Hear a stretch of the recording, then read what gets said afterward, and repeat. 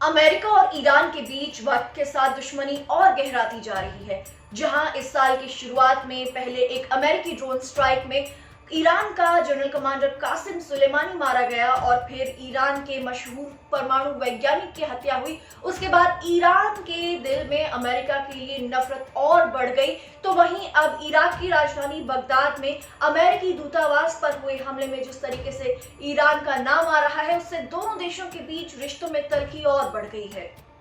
अमेरिकी राष्ट्रपति Donald Trump ने इराक की राजधानी बगदाद में अमेरिकी दूतावास पर रॉकेट हमले के लिए ईरान को जिम्मेदार बताया है। साथ ही ईरान को धमकी भी दे डाली है कि अगर इन हमलों में किसी अमेरिकी नागरिक की मौत हुई तो इसका सैन्य कार्रवाई से जवाब दिया जाएगा।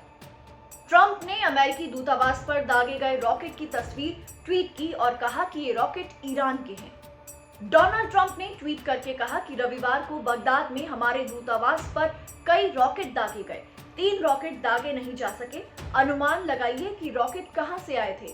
ईरान, हम ऐसी बातें सुन रहे हैं कि इराक में अमेरिकी लोगों पर और हमले हो सकते हैं। ईरान को मेरी एक दोस्ताना सलाह है कि यदि एक भी अमेरिकी मारा गया तो मैं इसके लिए ईरान को जिम्मेदार ठहराऊंगा और मैं इसे गंभीरता से ले रहा हूं। तो वहीं इस पर इराक की सेना का कहना है कि बेहद सुरक्षित माने जाने वाले ग्रीन जोन इलाके में मौजूद अमेरिकी दूतावास पर कई रॉकेट दागे गए। इन रॉकेट हमलों के बाद से तनाव बढ़ने की आशंका और बढ़ गई है। इराकी सेना ने कहा है कि एक प्रतिबंधित संगठन ने ग्रीन जोन पर 8 रॉकेट दागे।